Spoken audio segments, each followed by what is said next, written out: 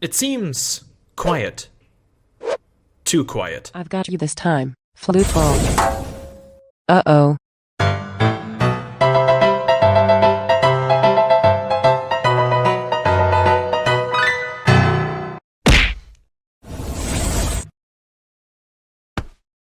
Now that's more like it.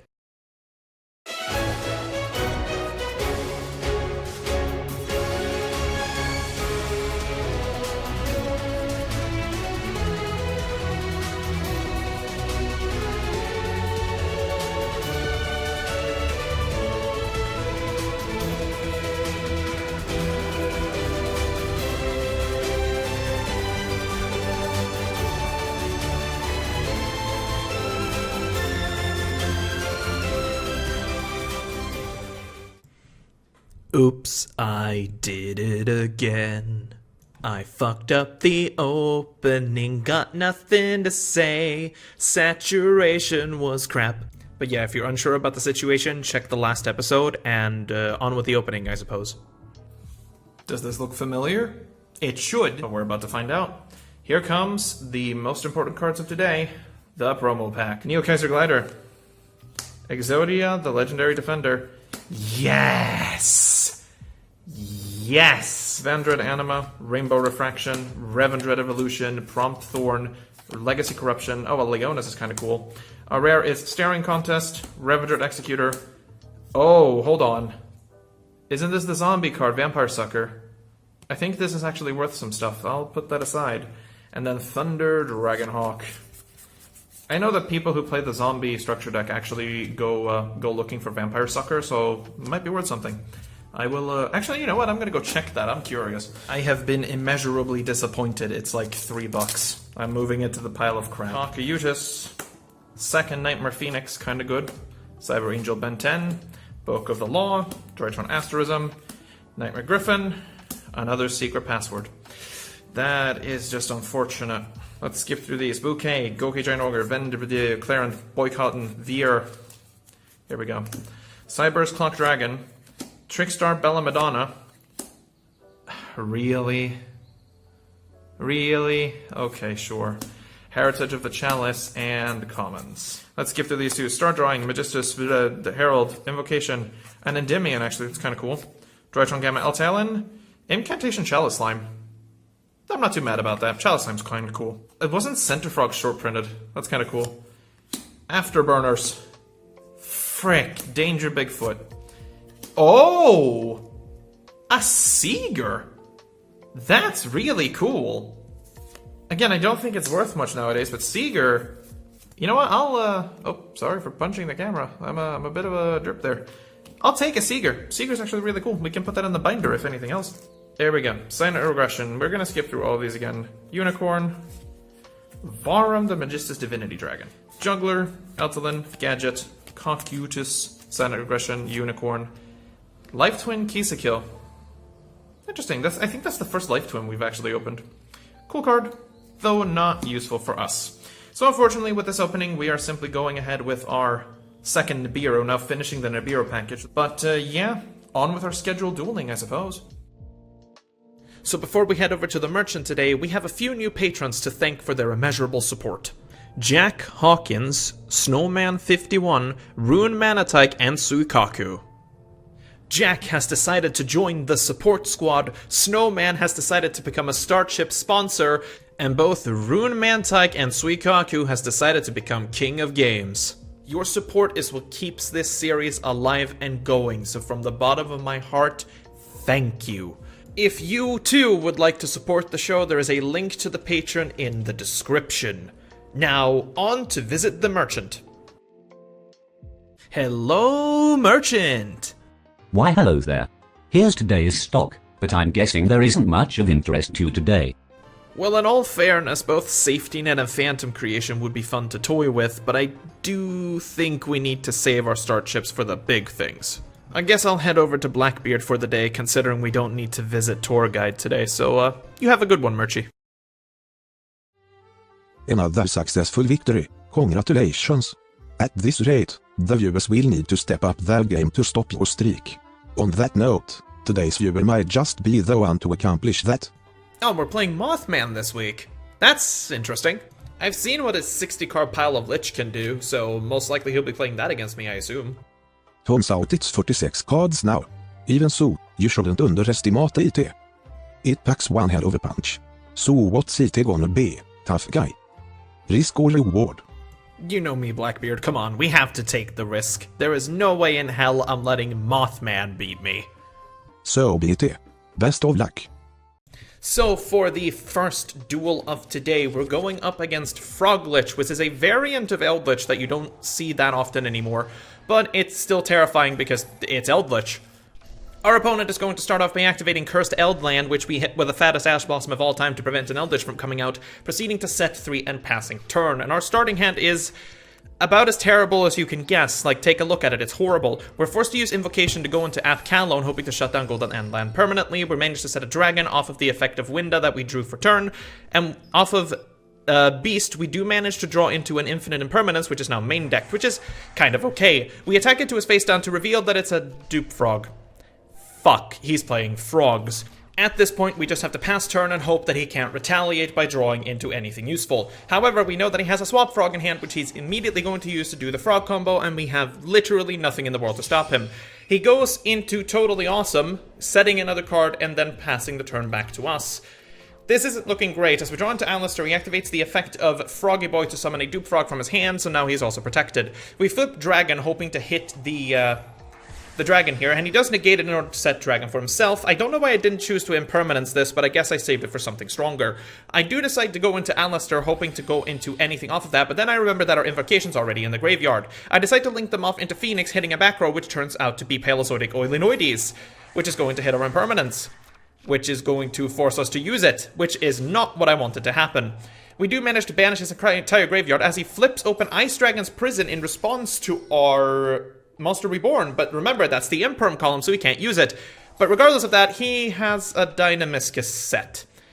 Shit. So it doesn't matter that we ended up doing all this, as we're forced to hit into our own Dragon, which flips back our Phoenix onto the extra deck, and our field is empty for our opponent to take advantage of. At this point, I'm thinking in my head, why the hell didn't I just Imperm the Frog to begin with? But our opponent goes into Swap Frog once again to, guess what, do a Frog combo, going into the magical Totally Awesome, setting another card, now with 3 back rows, being able to summon Eldritch very shortly, and I'm just thinking, uh-oh. Here comes the Elixir of Scarlet Sanguine, which is going to do just that, also activating the Dynamiscus effect to summon it back, and now he has a field that's going to put us on a 1-turn clock. At this point, there is not really any card in the deck that can save us, because no matter what we play, he can simply negate it with the Frog, and that's kind of it. The one card we can get here is Pancratops. Do we? No. We simply scoop them up as we know it's already lost, and we go to game number 2. Game number 2, we're looking at much of the same this time around, hoping to prevent his Eldritch, and this is exactly what happens when you draw into every single sideboarded card that you own.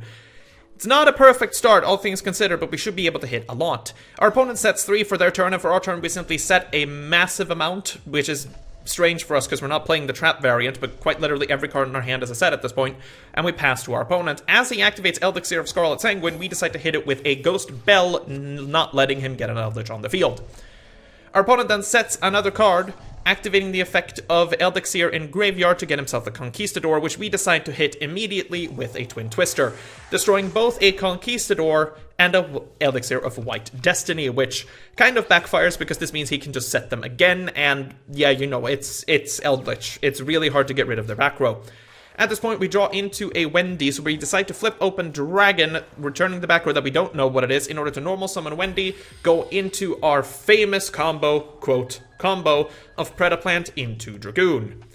Our opponent, in response to this, activates both Haikyro and Elixir of Scarlet Sanguine to get himself his big boy, Golden Boy.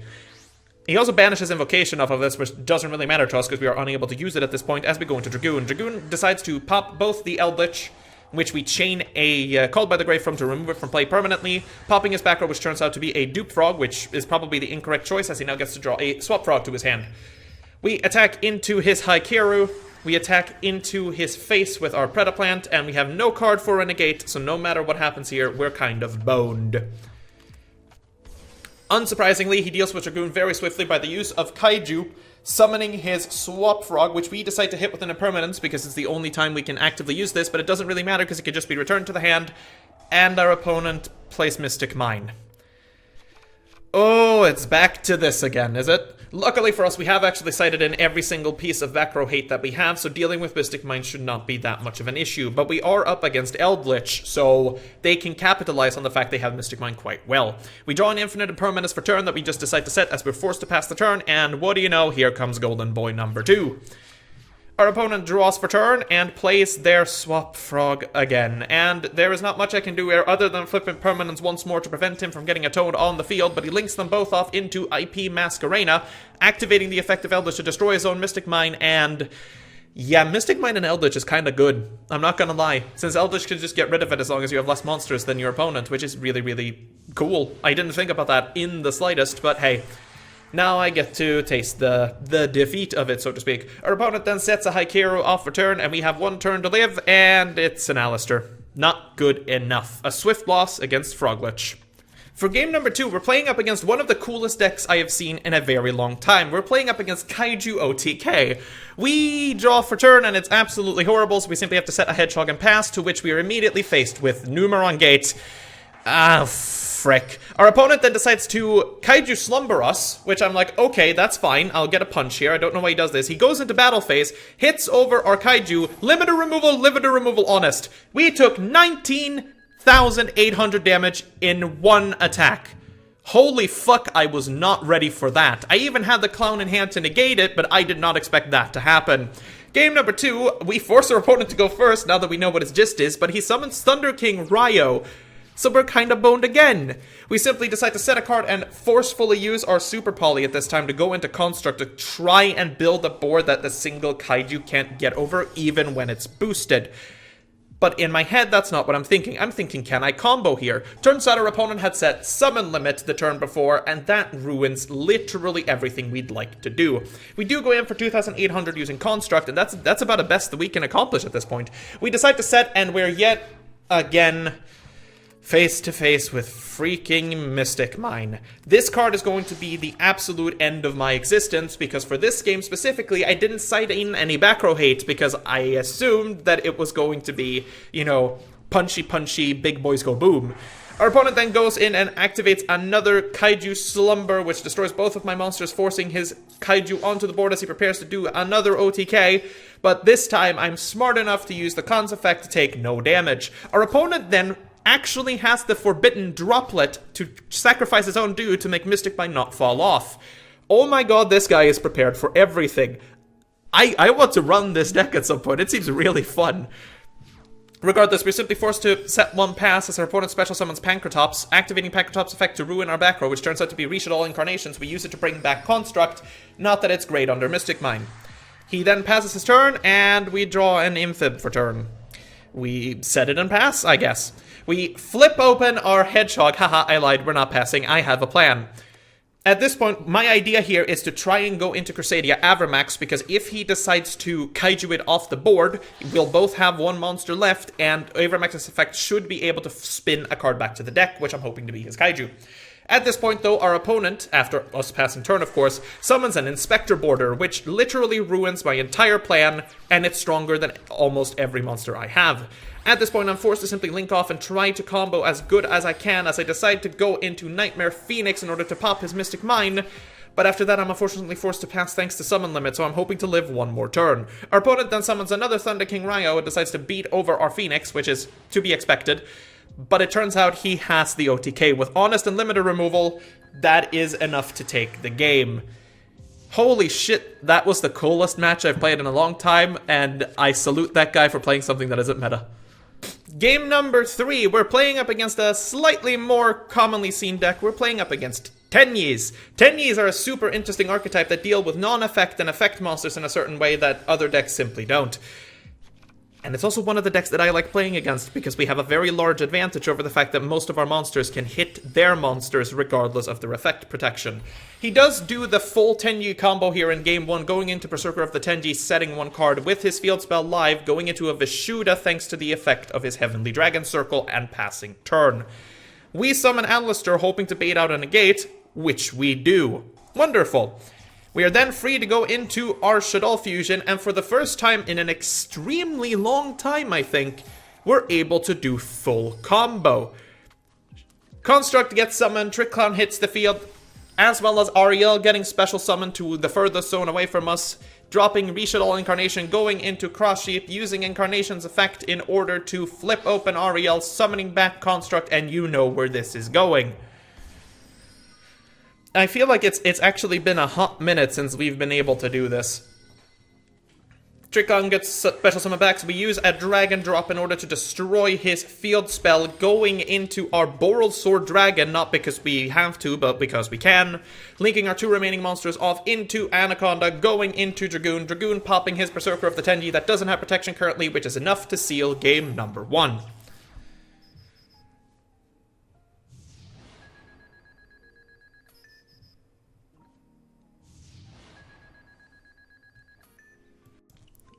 For game number 2, we're hoping to have just as swift of a game as game number 1, but our opening hand is not as strong as it was before. Our opponent starts off with Foolish Burial Goods, burying the Heavenly Dragon Circle and special summoning Adhara, tributing Adhara to go into Monk. Then he activates the effect of Parallel Exceed from his hand to special summon into the Monk zone. Do you see what happens when I don't do retakes? You get shit like this, and I'm including it just so you know the pain of not doing retakes. But then our opponent is smart enough to actually summon the worst Exceed monster in the universe, Baguska. Baguska is just terrible, and I hate it. It's a Mystic Mine on legs. It's not fun. Our opponent then also gets a Link Kariba to protect said Babuska as we are forced to take our turn. We activate Infib trying to hit Babuska, but it gets countered with the Fist of the Unrivaled Tenyi. We then go into Magical Meltdown, but here we're simply forced to set 1 as Babuska would simply negate any effect that we attempt to do, and we pass turn. Luckily, Babuska can only stick around for 3 turns, because once he has no materials and it rolls around to our opponent's standby, he is tributed. Our opponent goes straight into battle phase, hitting our Trick Clown and taking 200 damage from punching with a 1000 attack monster. Not entirely sure what the idea was there, but that's fine. We draw into a Shaddoll fusion. We decide to go into Apkalone just so we can dump some monsters into the graveyard because Babuska can't affect them. At this point, Dragon pops his field spell and we set a Falco, hoping to get back our Apkalone at another turn. At this point, we go into our Petapant Verti Anaconda, which can't really summon Dragoon in this case, because if we do, Dragoon is going to be affected by Babuska. Kind of not fun. I believe he's affected. At least I don't think he actually is, because I think Dragoon states it's unaffected by other cards, but my brain wasn't working well, so we decided to go into Boral Sword instead, go for an attack, but we get hit with a Link Karibo, meaning we don't take any damage, but we don't kill the Babuska. Unfortunate. Babuska is now on his second to last turn, as our opponent summons Formud Skipper, which also, of course, is negated thanks to Babuska. He attempts to get himself a worm monster by throwing Tenji Spirit to the banish, but we hit it with an Ash Blossom to prevent it. He then uses Formud Skipper to get Link Kariba back, so we yet again can't hit the Babuska. We do draw into Infinite Impermanence this time around that we decide to set, as well as Shaddoll Incarnation. We just throw them both face down and we hope for the best. Finally, Babuska has been dealt with as he no longer has any material on him, as our opponent links everything he summoned off into Berserker of the Tenyi. At this point, he draws back his Nahara from deck thanks to Adhara's effect. All of these are named the same, by the way, so forgive me for forgetting their names. He then makes a Monk of the Tenji, summoning another Adhara from his hand, linking them off into Tenji Spirit's Sanahara? Regardless, its effect is basically it can target a monster on the field and create a token that has equal stats. It's quite horrifying. However, our Boral Sword Dragon is going to hit it to set it to defense mode. Also, as long as Sanahara is on the field, you cannot target effect monsters with effects as long as you control a non-effect monster, which the tokens and the Monk is at this point. So he is going to go in and attempt to spin our Boral Sword Dragon, which we let him do as we summon our Apkalone, which is not able to be destroyed by battle. Thankfully, he does destroy it by the use of Shaman's effect, but we still have the Falco set. Remember, I set this for a very specific reason, and it was in hopes to drag back our Apkalone. I also managed to set a Hedgehog off of Wendy, which we used to get a Shaddoll fusion back, which we can do to pop off the next turn. Our opponent then does attack into the Falco as we activate Falco's effect to get Apkalone back once again to set it face down, and of course it can't be destroyed by battle. And Tenyi have a very hard time punching things that have battle protection. After this, our opponent is forced to pass their turn, and we are live. At this point, we decide to hit our Shaddoll fusion, hoping for the best as we go into Construct using a Nibiru that we sided in, because these guys are kind of weak to Nibiru. We banish a bunch of cards from the graveyard, which is basically every single spirit we could find, including Linkuriboh, because they didn't have enough spirits. We set a dragon off of the effect of Windy, summoning Alistair to the field, drawing our invocation. The most important part here is we need a way to get rid of his monsters. So I flip open Dragon, forgetting that shit, I can only target normal monsters. So I am forced to take the Monk in this case and leave the token on the field as we use our invocation to go into Purgatrio. Purgatrio is going to be a key here because if we can beat over everything on his field, we can essentially win that way. We do manage to link off into a Phoenix as well because it is our link 2 target, unfortunately, but it's needed so we can go into Avramax. Avramax is going to be a key player for this specific match. Avramax is going to go into the normal monster because it's the only thing we can target, as he decided to use Shaman's effect to destroy our construct, giving us back a Shaddoll fusion. Avramax's effect goes through as we deal 3,000 damage to our opponent, which is massive. Purgatrio is then going to go in and punch the Monk, leaving his Adhara alive because I was stupid enough to forget to put Alistair back in my hand. I do this in main phase 2, meaning I've ruined the challenge for this week, but it was necessary so he could not beat over Purgatrio, because Purgatrio is necessary to win this duel. He uses the effect of Sahanahanahara in order to spawn yet another token, activating his field spell, and then being forced to pass without attacking because he has nothing that beats over me. We draw a Call by the Grave for turn, which is horrible, but I digress. We go straight into battle using Purgatrio to beat into his token, which he creates another token, which is just going to buff Purgatrio even higher, and we punch into everything on the field for game. This match was amazingly fun to play, and I felt like both of these decks was fairly... Like, we both had ways we could have won this, and our opponent misplayed quite heavily by letting me get Crusadia Avramax onto the board, but it is what it is. It was a fun duel, but we'll happily take it 2-0. Now for the viewer duel of this week, we are going up against Osley, also known as Mothman. He decided to do a remote duel for this week, so we're back to looking at this wonderful screen once again. We are going to be going up against his, I shit you not, 46 pile of Lich. This used to be a 60 card deck full of a bunch of archetypes that just happened to work together, but he's reduced it to 46 just to fuck with me. Fuck you, Mothman. I wanted to play the 60 card Call of Lich here, you know? I could have had fun. Regardless, he will start off by setting one card face down, and then for whatever goddamn reason, deciding to use the effect of Eldritch, pitching his White Elixir to blow up his own face down. That's a move. Regardless, he broke a Conquistador doing so, as he will activate the effect yet again of Eldritch by setting another card to return it to his hand and special summon it to the field. He basically just went -4 in order to summon Eldritch. You gotta understand that that has to be a pretty horrible hand for him to do this. But regardless, he activates the effect of Elixir Black Awakening. Sorry, it was not the white one, it was in fact the black one. But I'm a bit unsure as to how these cards work because all of them fetch different cards and all of them are horrible to deal with. So at this point, I decide to Ash the Black Awakening just to make sure that he can't pull any of the Golden Land traps and force him to use Conquistador to get a Elixir of Black Awakening instead. He does exactly this at his end step. Shocking surprise, I know, as he sets an Elixir of Scarlet Sanguine, which is not Black Awakening. I will always forget the names of these cards. I apologize. He passes the turn to us, and, yeah, our hand's not great.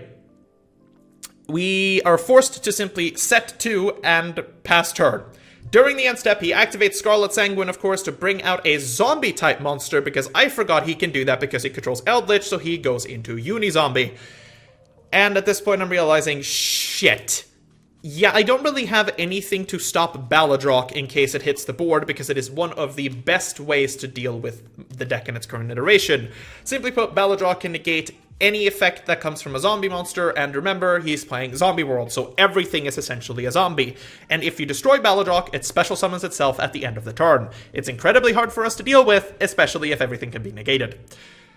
That's kind of sad, but he does activate the effect of Elixir to set himself a Guacamole, activating the effect of Unizombie to pitch from deck, which we can do nothing to stop at this point. He banishes the Underworld Banshee, which essentially banishes itself to set Zombie World, and yeah, you can kind of see where this is going. We're not looking great, let's say that. He then decides to link both of his monsters off for some unexplicable reason in order to go into Halki Fibrax. Halki Fibrax, of course, is going to activate its effect to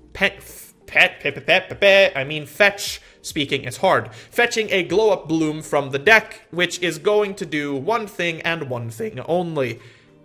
I'll let you have a guess as to what he's doing. If you've ever seen a zombie deck being played before, when glow-up bloom hits the field, there's only one card that you could guess is going to come out.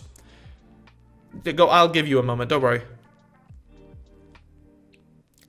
Normal summon another Unizombie. Ha! Thought he was gonna go into Balladrock, didn't ya? He didn't do that. He faked you out.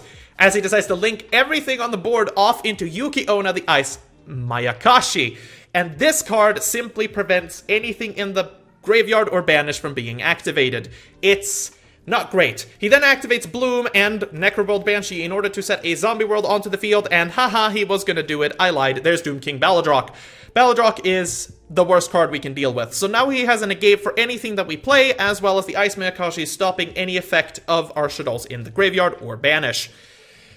Yeah, this first game's not looking great, is it? With our 2 sets, we literally have nothing to fight against it currently, and I can tell you right now that the set card is not strong enough to deal with Balladrock. It's, not great. Our opponent will proceed to the battle phase eventually, as he will strike into our set Dragon, now that he has both a buffed Eldritch, Ice Mayakashi, and Balladrock on the board.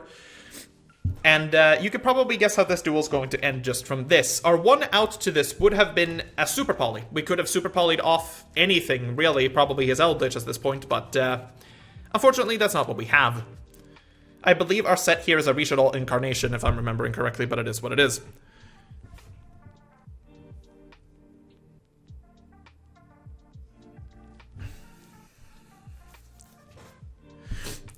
There is the attack on Dragon, which is Flipper, the spooky dog. It gets immediately negated by Balladrock with a zombie nope. As he attempts to attack in for 2,900 points of damage, I decide, okay, I need to either get this in the graveyard or do something, so I flip open Shaddoll Incarnation to bring back the Dragon in order to protect myself for one more turn.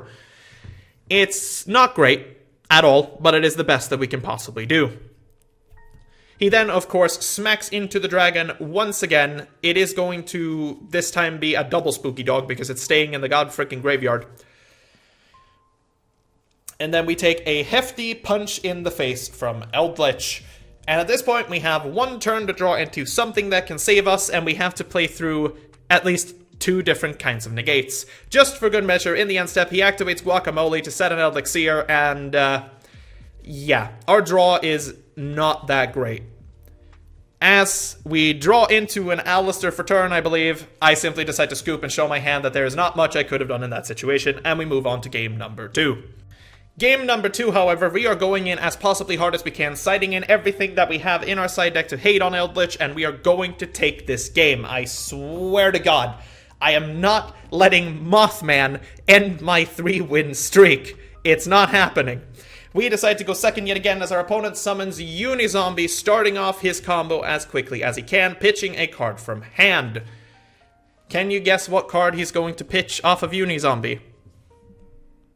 There can only be one. And in fact, it is one. Necrobolt Banshee. Fuck.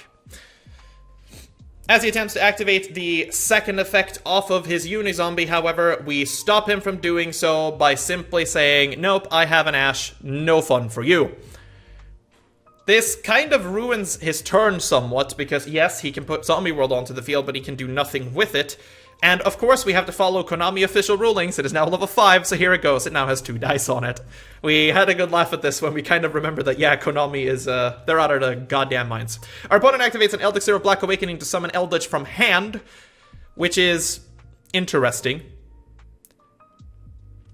But unfortunately for Mothman here, that actually ends his turn. And we have a good chance here to just end the game in 1 turn. Which is exactly what I'm going to attempt to do. We draw for turn, and our hand this time around is decently stacked. It's not perfect, but it is close enough. We decide to special summon our Pankratops because he controls more monsters than we do, of course. Also free Pank in 20 minutes or less, or it's free. We then activate Magical Meltdown, attempting to fetch an Alistair from the deck. Osley thinks for a moment, but he does decide to let it go through as we search for our tier list boy.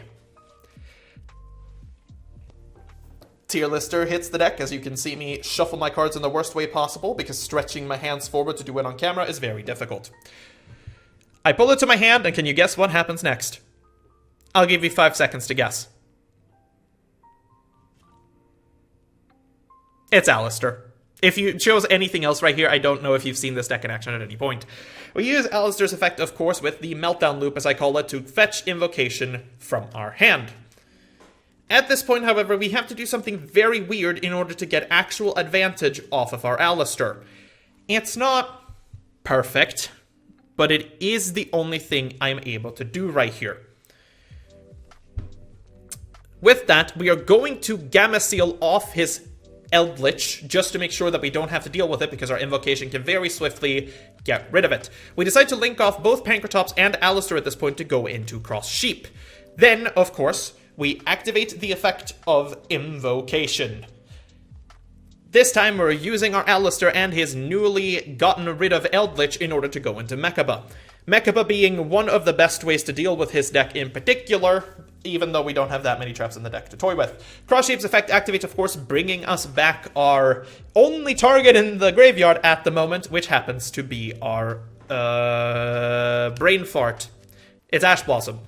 We then go into our Romantic Snake by linking off Cross Sheep and our Ash Blossom to do the one thing we know how to do best. Popping our not Shaddoll fusion, that is definitely not a Red Eyes fusion. Dropping our 2 Golden Boys, because guess what, the package still has not arrived.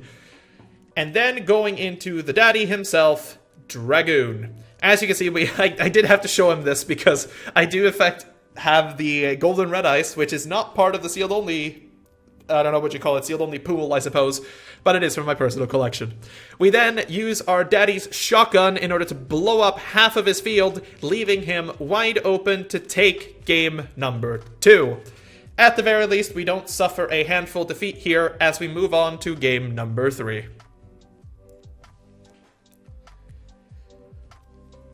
For game number 3, we have yet again stuck with sideboarding in everything that we hate for Eldritch, hoping that he won't be able to combo off as hard as he did in the first game, but he's forcing us to go first.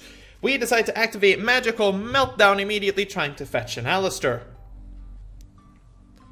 We do get an Alistair that we attempt to normal summon in order to draw into our invocation, which somehow magically goes through.